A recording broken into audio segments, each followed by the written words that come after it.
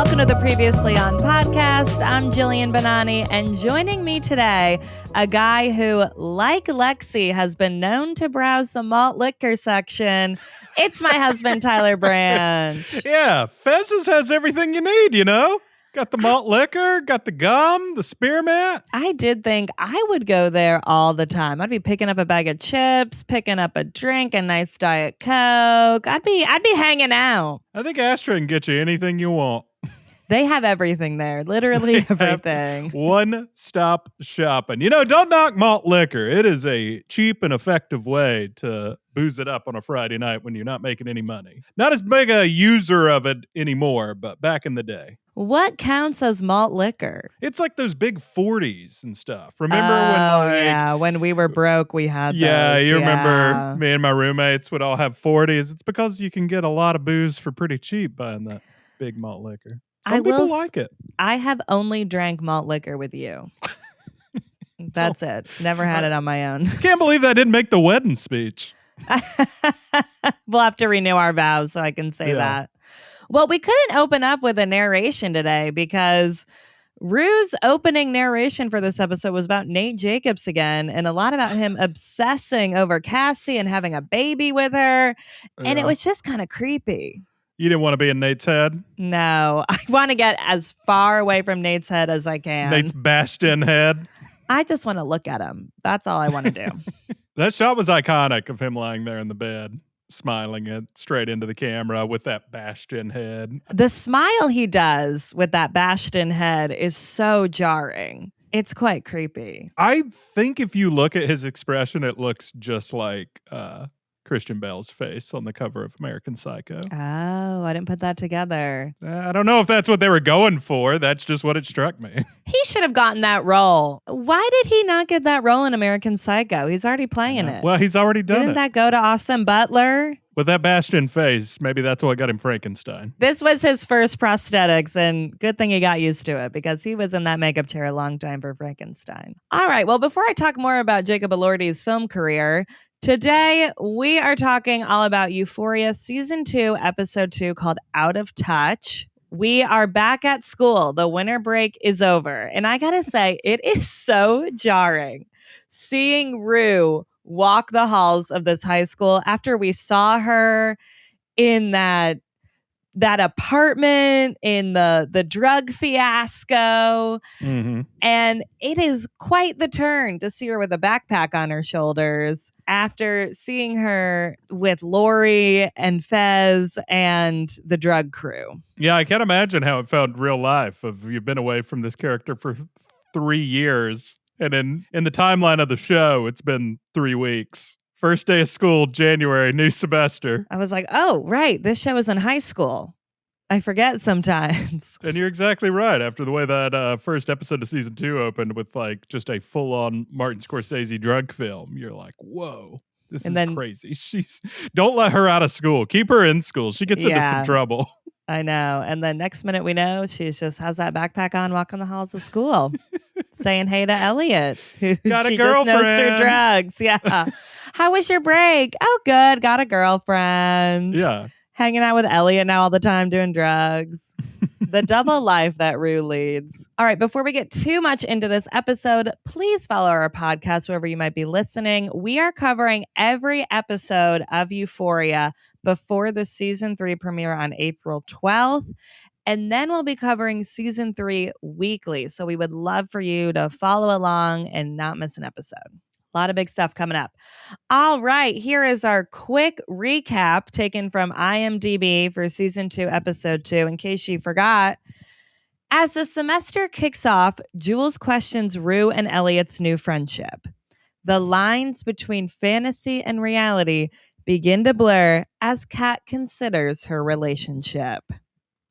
And that's all that happened in the episode. I don't know if that's okay. Sometimes I think they leave out some pretty big storylines in these recaps. This might be the worst recap that we've taken from IMDb. This really does not tell you much about the episode. Yeah, it doesn't bring up that Cal brought a gun to Fez's and threatened him. Did he have a gun for that? Yes, you see him get the gun out of his dashboard there. Oh, I forgot. Yeah, that was crazy. Anytime Cal shows up on the screen, I'm like, no, not Cal again. What's he going to do now?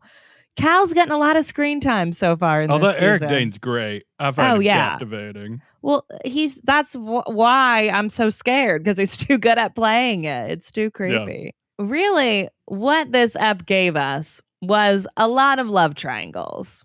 Sure.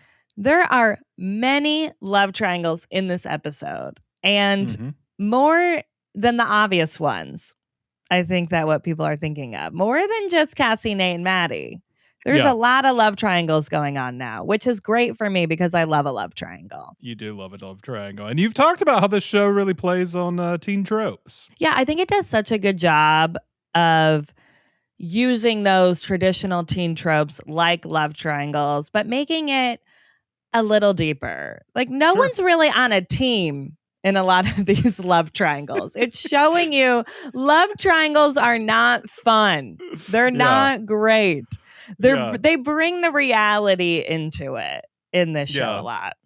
You don't see a lot of Team Nate hats. No. I don't want Nate to be with either girl. Like, no one's going around saying, I'm Team Cassie, I'm Team Maddie. No one's doing that with this show. So there are so many love triangles in this episode. I'm making it the top 5.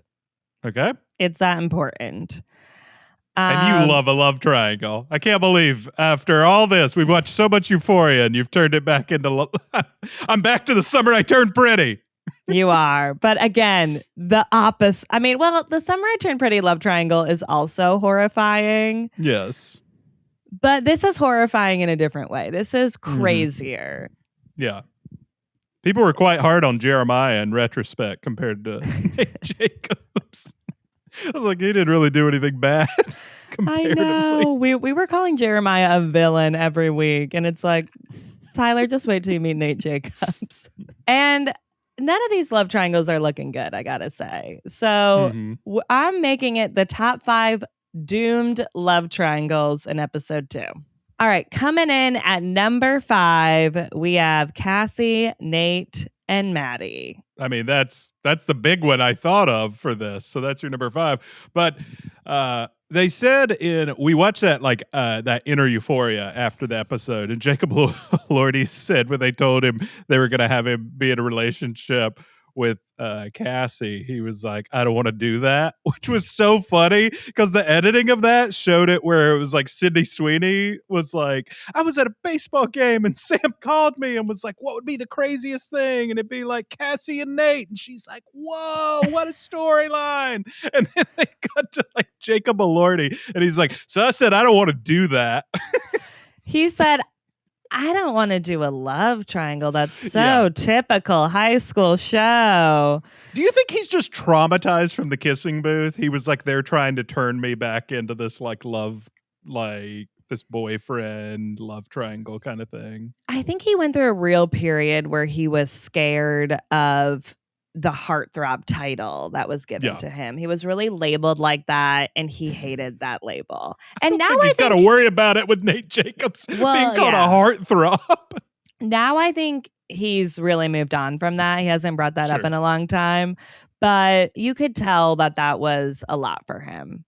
So I think that's why he reacted to it in that way of like, are they just trying to turn me into the heartthrob? You don't got to worry about that, Jacob.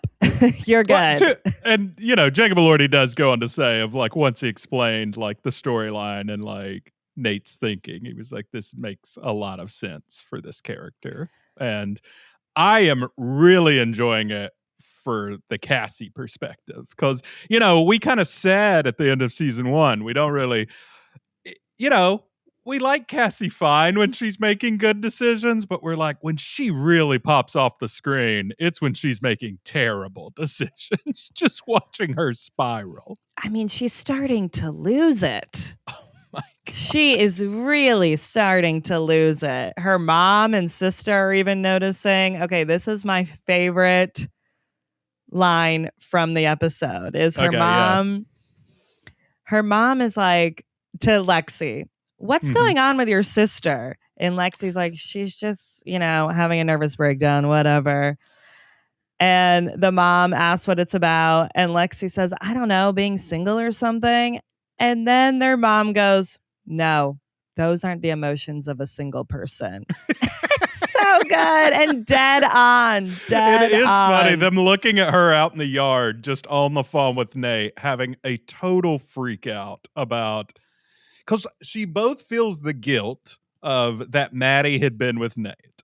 And then Cassie has hooked up with Nate in the bathroom in episode 1 this season. And so now she is just having a total meltdown of like, am I going to be able to be with Nate? Because she clearly likes him, loves him. Like, I mean, you know, I would say she's in love with him. I mean, they've said she falls in love with every guy that she ever meets, but like this one especially, I think she is in love with Nate. I would put in love in quotes. I think she really loves that she's not supposed to be doing this. I think she loves the danger of it and the chase of it. And that Nate is giving her little breadcrumbs at times, but he's not really giving her that much. And even when he says that they can't be doing this anymore, that just makes her want it even more. I don't know, babe. She went to sleep in his blood. That was odd. Yeah. Like you're right. Unhinged. Well, I think she thinks she's in love, but this is not normal love. This is not normal love. Well, what is normal love in Euphoria? I know. But she's talking to Maddie. She's playing both sides of this. She's having to live this crazy double agent kind of thing where like, I don't even know if I'm going to be with anyone anymore. Like she's going to not date someone. And you know Cassie is not going to be good at playing the double agent. She's already panicking when Maddie is calling her and Nate when her and Nate are in the truck. You can just kind of see like her eyes just keep getting real big throughout the episode. It's like we're starting the spiral and we're not full spiral yet, but it's heading that way. Yeah. And it's a lot of pressure to be like, I'm now with my best friend's ex-boyfriend and like she wants to be back with him and like I'm secretly texting him. It's a lot to keep up with, but it goes back to what Nate said to her in the bathroom in the first episode of this season when he was like, why are you crying? We're not even caught yet. And like that just shows the poker face Cassie has. I know. It's not good. It's not a good poker face. She always gets that like sweltering eyes look anytime. Like, oh no, do you not like me? Sydney Sweeney is so good at giving that look.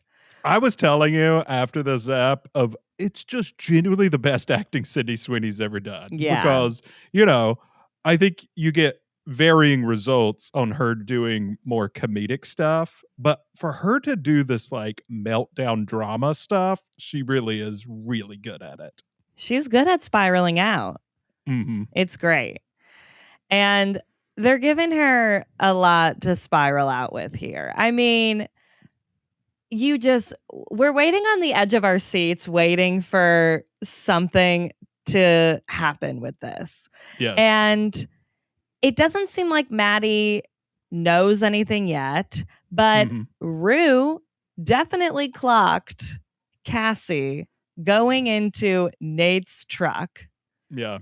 You can see Rue be like, what? Like she knew that was Nate's truck. Yeah. But Rue is like the omnipotent narrator of the show sometimes, and you almost forget that sometimes, but it's almost like her character actually is. Like she is just like appearing all over town and seeing what everyone is doing. I think that kind of stuff sometimes is also pulled from like Paul Thomas Anderson movies of just like someone who is like a loose person connecting all the parties involved as she like goes around town, which is also going back to like Robert Altman movies and stuff. It's about like anytime there's a story where it's just all these different characters that barely are connecting, you kind of have this one person who loosely sees it all, and that's Rue. Well, and she's the only one who knows about Nate and Jules, too. She does kind of know everything about everybody. Exactly. Yeah. Yeah, she's the one filling the audience in on everything. Rue just high as a kite, riding that bike. But she's also high, so you can barely trust what she's saying. Or is she going to remember it? You don't know. You don't know if she's really fully clocking it. Yeah.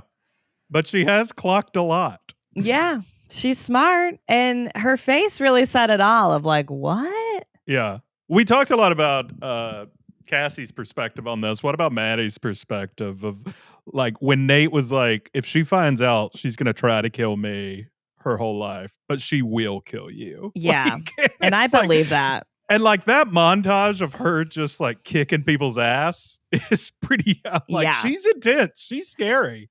I would be scared. Like Cassie should be scared at this point with what she's doing. Maddie is also continuing to confide in Cassie about Nate.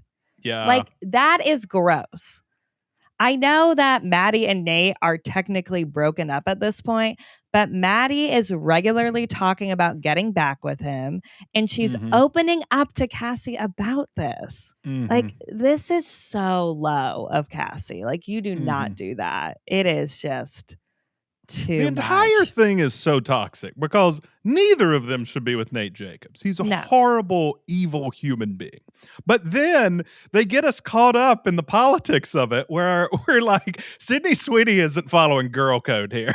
Like, yeah, which is so funny. There's so much going on with this love triangle, and I'm like, how dare Cassie not follow girl code right now? That's crazy. It's like I should be saying like, Nate shouldn't even be around any girl at all. But I did like they showed us Maddie babysitting and showed us Maddie trying on all of those outfits, which were like amazing and really plays into her character, who is like so fashionable in this show. Of her getting, it reminded us of her fantasies of being a rich wife and doing nothing. Yeah. And how she truly wants that. And you know, it makes you have a little bit of empathy for why she might be going back to Nate, because Nate probably is going to be rich and successful, being such a psychopath from such privilege. And like, she just kind of keeps imagining that life. I think she also thinks that love needs to be crazy in order for it to be real or for it to be good. I think she thinks that that's the only way how to love. I like when she opened up to Jules about that too. It was nice for them to kind of have a scene together where they really open up, and Jules says, I wish that you could see yourself the way other people see you. Because that's the truth of it all. Like, Maddie does deserve better and does not need a love like that. Well, but now you've opened up a whole can of worms, because Maddie has seen this disc, right? So when she's talking to, and the disc, I think this is huge in this episode. They basically seem to confirm that the disc is of Cal and Jules. Yeah. And which makes sense. Maddie because stole it from Nate. And now Maddie has seen this.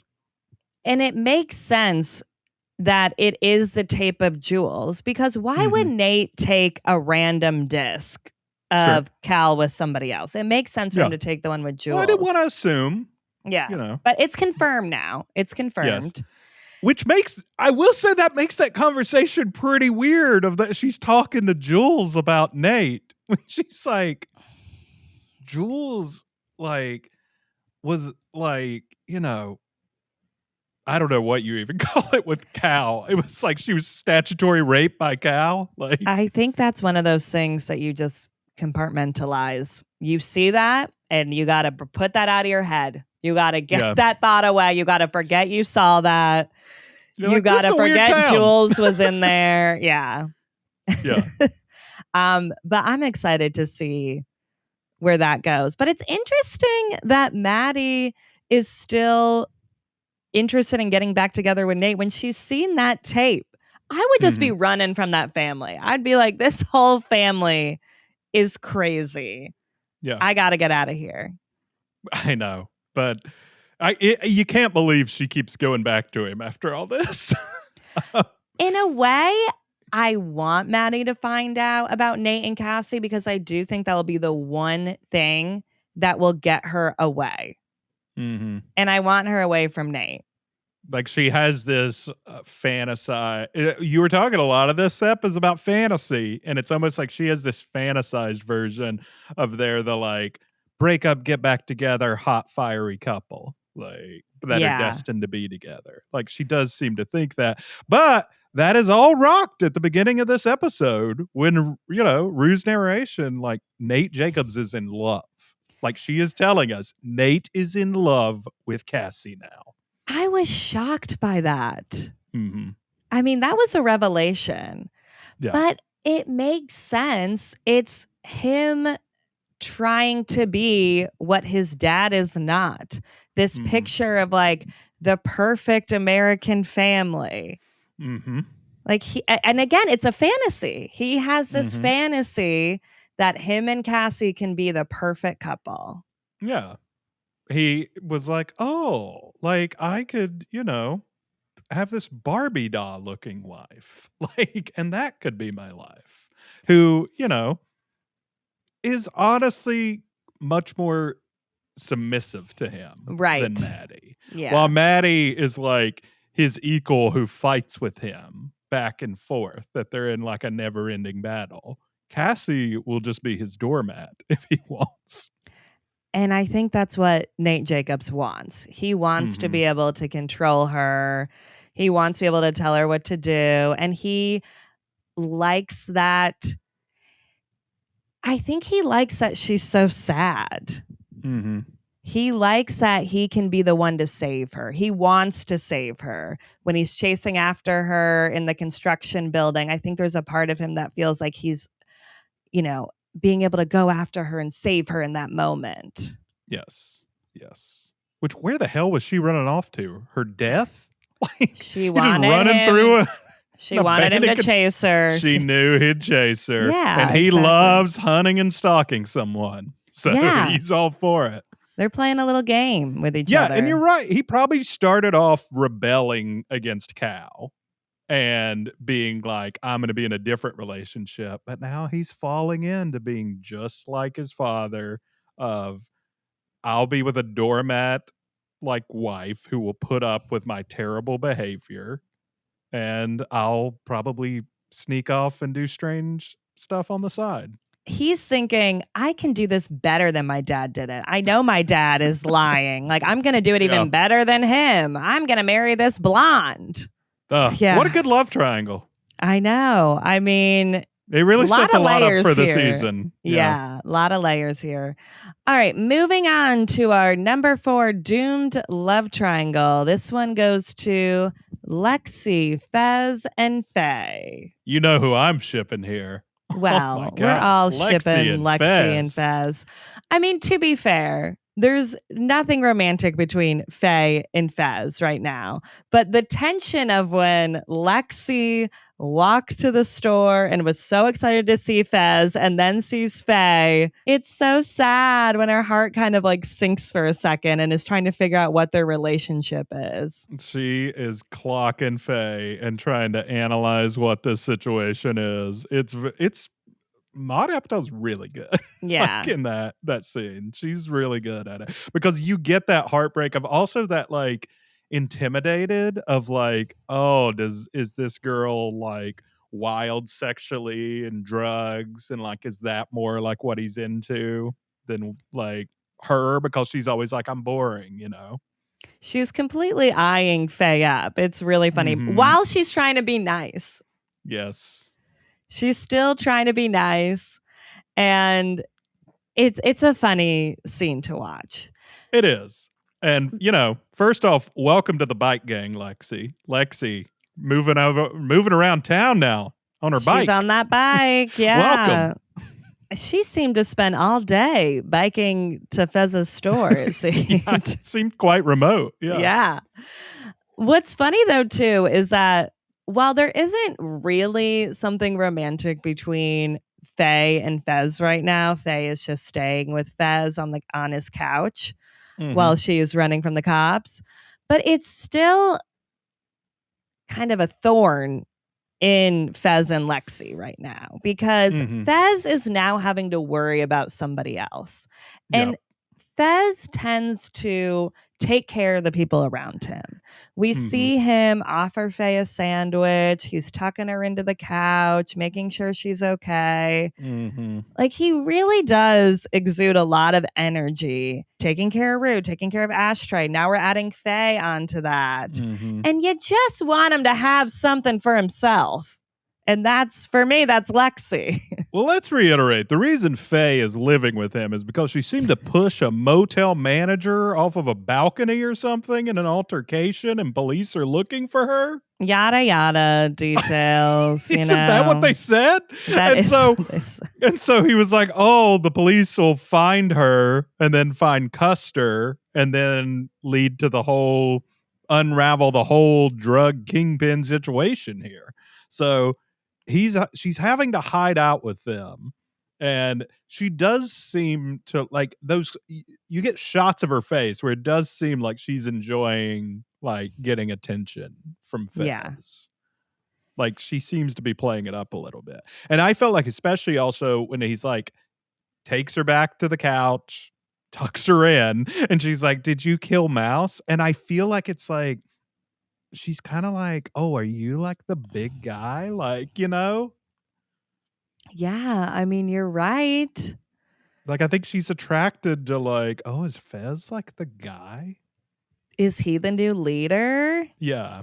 Am I be with staying him? with the leader? That is a good point. They haven't shown that, but there's just, you get these looks in her eye, which again, like Chloe Cherry, pretty good actress. Like pretty strong. Yeah. I think she is just so happy that somebody is taking care of her for a second. That's what I mean. It's not as much an attraction as much as it's a calculation of like, oh, this could be good for me if I could get in good with this guy. She's not getting off that couch. She's going to be there for a bit of time. You can tell she's getting comfy. Well, poor Ashtray knows it. You want to talk about she's a thorn in Lexi's side. She's a thorn in Ashtray's side. Ashtray is like, what the hell is happening? We should have made that the love triangle. That's the real love triangle. Ashtray is like, why does Fez keep bringing around just new women who are not, he's not romantically involved with, who are just like annoying me in my life? He's like, they won't stop talking. Yes. It's like, Fez just keeps bringing around chatty women. I love it. All right, let's move on to our number 3 doomed love triangle. It goes to Ethan, Kat, and her fantasies. Oh, unfortunately, Ethan does not know he is in this love triangle. He does not. He has no idea. And Kat and Ethan's in the love triangle with a Jason Momoa Game of Thrones lookalike. Poor guy. Yeah. That's a tough one. That is tough to live up to. Who had quite a sword on him, you know? Oh my God. And he knew how to use that sword. You were eating this up. And I was like, oh no. I was like, poor Kat getting the worst storylines this season. And you were like, what? I said, I like this storyline because I think it shows that having a boyfriend does not fix all your problems. And I think that when you're young and you're that age, you think, well, once I get a boyfriend, like I'll be happy. I'll feel content. Yeah. All this energy can kind of like go towards that. All this like sexual energy that I have. And it does not fix everything. I get what you mean. And Kat's learning that. So I like that being explored. I'm glad it like worked for you, but like for me, I thought it seemed too broad. Like I like that Euphoria, like some of these surrealist moments are so specific to the characters. And like I liked that guy, like being very specific to her. But I think I didn't really like all the like life coach influencers coming out and all that. Because that felt a little too broad and not specifically like her and her obsessions. Yeah. It felt a little like memey. Like, I get that we're going one. for the meme here. Yeah. It did feel like that's what they were trying to do. And it didn't quite fit in with the storyline. I felt like the Jason Momoa fantasy fit in much more with Kat's journey up until this point. Yes.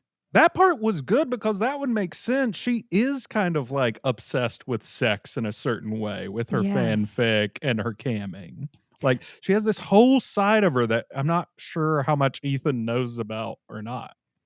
And now they're kind of throwing at her too that she's not confident and that she feels all this pressure from the internet and influencers and everyone telling you how to live your life when you're just scrolling on your phone. And I get that. And I think that's interesting to be explored. I think that, we can all relate to that. But that's a different storyline. And it also just felt like we kind of just threw that in there and didn't fully explore it yet. I know. And it may just be me coming from 2026 watching this and knowing that her and Sam Levinson really seem to fall apart here this season.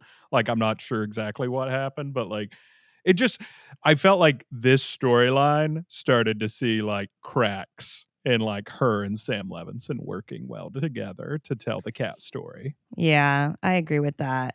I do remember that the Sam Levinson argument was over a bulimia storyline. Whoa. Oof.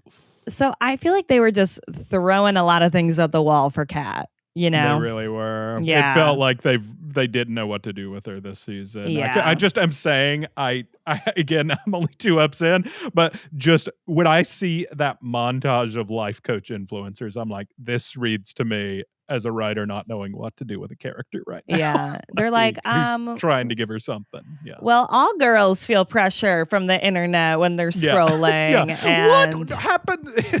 Sam Levinson writing this solo being like, what do women think about? Let's see. Right. What are the everyday pressures of a woman? Scrolling. It stands out on a show that has so much empathy sometimes for other characters. Like, I especially love the first special with Rue and Ali talking, and like that's just deep empathy for addiction. And it just felt like this is a little surface level. But they're trying stuff.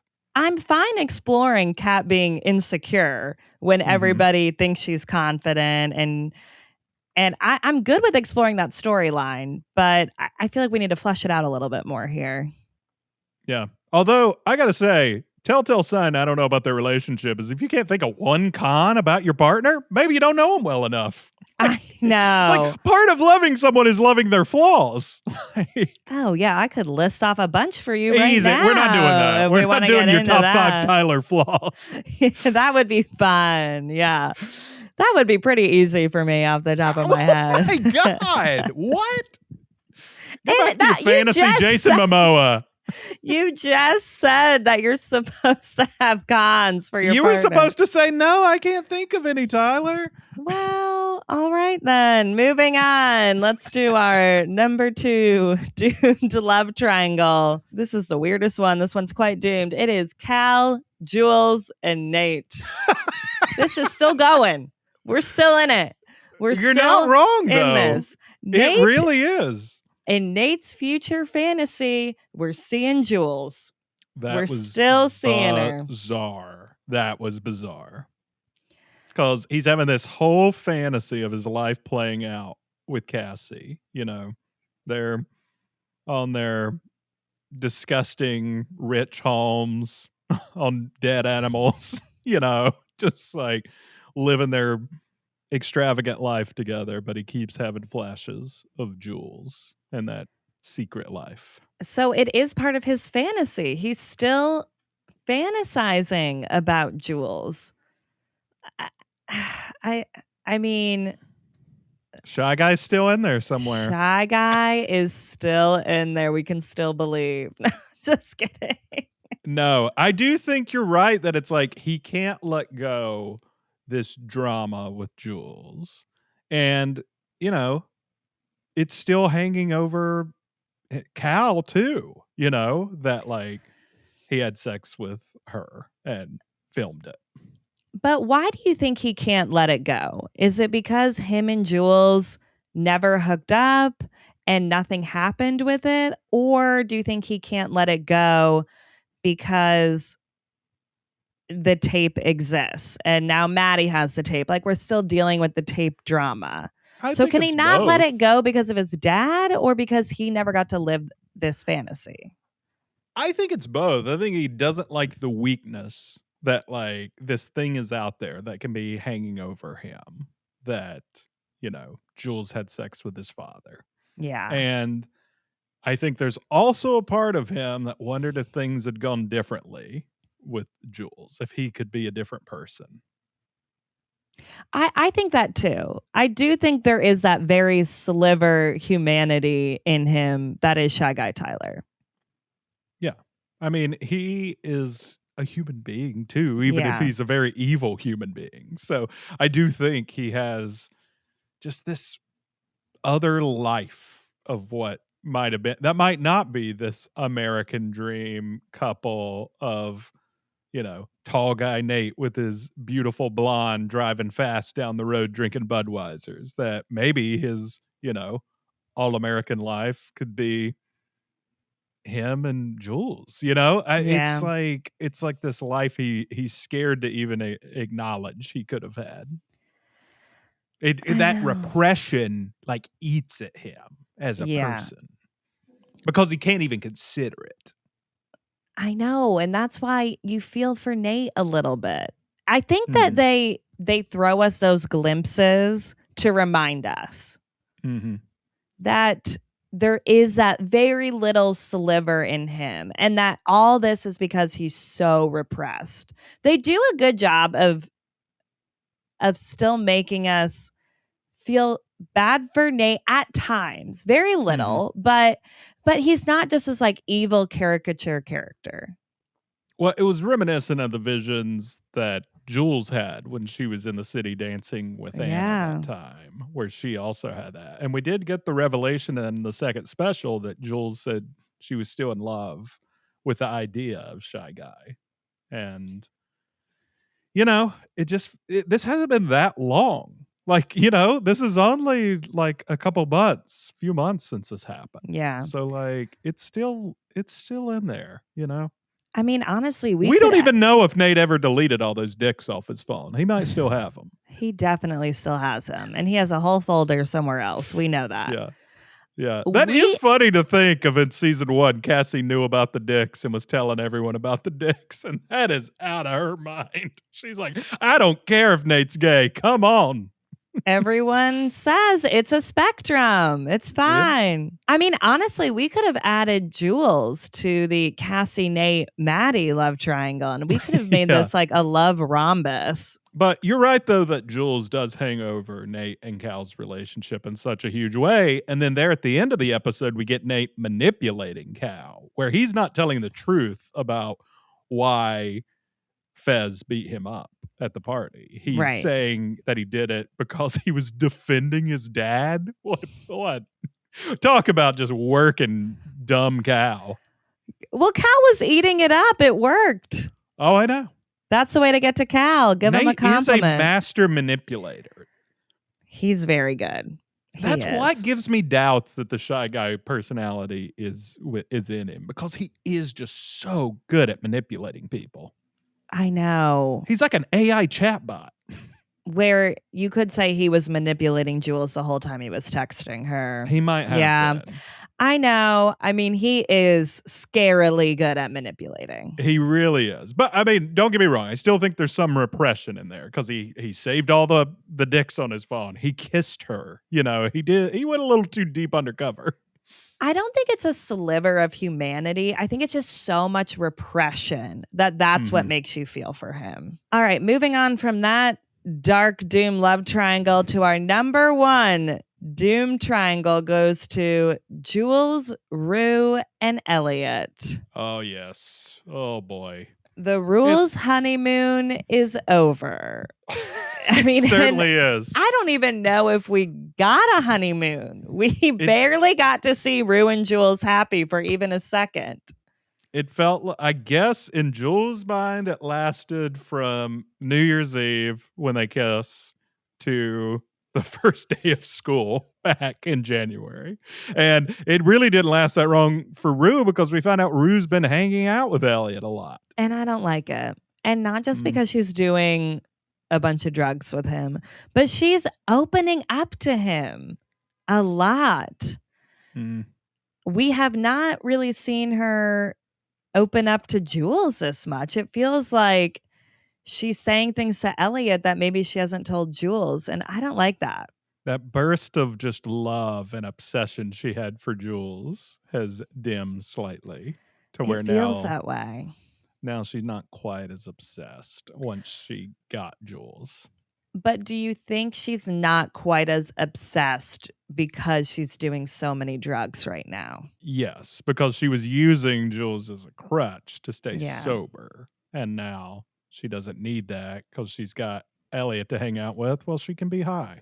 We could have made the love triangle Jules, Rue, and drugs.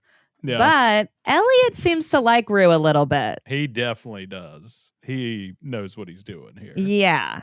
I mean, he basically said, I didn't know. He was going to say that, like, you were a lesbian or you were queer or that whatever he was going to say. And Jules interrupts and says that you had a girlfriend. Like, didn't you get that impression? Yeah. Because I think he thought they were flirting. Like, I think so too. And Rue, which maybe they were. Again, this is not a show of labels, and sexuality is a spectrum. We don't really know what Rue's sexuality is. Yeah, we don't know. And it doesn't seem like she told Elliot about Jules, that she has a girlfriend and is dating Jules. Yep.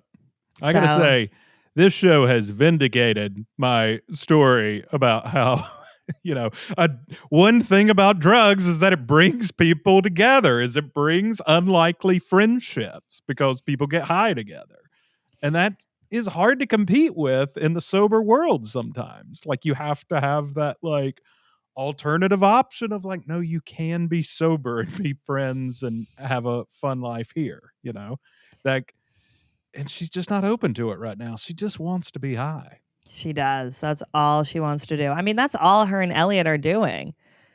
She seems to be getting high for hours after school with Elliot. It's tough because he seems like a nice, likable guy. But he's clearly so bad for her. I know. They're just not a good match. It's not like Elliot's a bad person or a bad guy or has bad intentions. It's just not what she needs right now. And it is not good for her. He seems more like the high schooler who does a lot of drugs, but might not quite be an addict yet. I'm not because he seems to have other things going on. He was selling like music stems and stuff that's paying for this lifestyle. I think that's what they're showing us. They're showing us that drugs affect Rue differently. It makes her want to go back for more, you know? And Elliot seems to be much more stable with it all. Well, it's the same thing of even the night that they met. Elliot said, didn't we do the same amount of drugs? And Rue had done a lot more drugs than him. So when they're hanging out, Rue could be doing a lot more drugs than what he's doing. Yeah. And I think the only thing that would make sense for Elliot is that he is into Rue like that, because otherwise you probably shouldn't be hanging out doing drugs with this person who the first time you met them, you had to check their pulse and see if they're still alive. Not great. But Elliot's looking for some friends. It goes back to what you were saying. I think he just found this person, this cool girl that he gets to do drugs with and just chill and hang out with. Heartbreaking for Jules, though. Well, and she's kind of starting to lose it a little bit. She's like trying to be the cool girlfriend, but you can tell she's really worried. Do you think it's fair because of she was pretty undefined with Rue for quite a while there and was hooking up with lots of other people? Do you think it's fair for her to be so mad that Rue? Do you think yes, because they're in a defined relationship now, and the fact that Rue didn't tell her, because she was telling Rue about Anna and about things she was doing? I think once you define things, you're in a relationship. You at least need to be honest. Yeah. And Rue's being really dishonest lately. Rue's like being the minute Rue got in a relationship, she started really lying to Jules. She's lying about hanging out with Elliot. She's lying about doing drugs. It's not great. All right. Well, those were all of our doomed love triangles. We'll see what happens with those next week in the next Well, episode. they're doomed. It's not going to work They're all out doomed. great. It's not going to be great. Yeah. Yeah. All right. What are your Tyler's takes for this episode? Sure. Wrote down a few things. Let's see what we got. I really laughed when it was like Nate wanted to be back in the hospital after he's finally at home, and it's just him listening to just Cassie have a meltdown on the phone. That was great. That was so funny. There are some moments with Nate that make me laugh, and they are with Cassie a lot of the times too, of him just rolling his eyes at her, being like, this is so ridiculous. You're being so dramatic right now.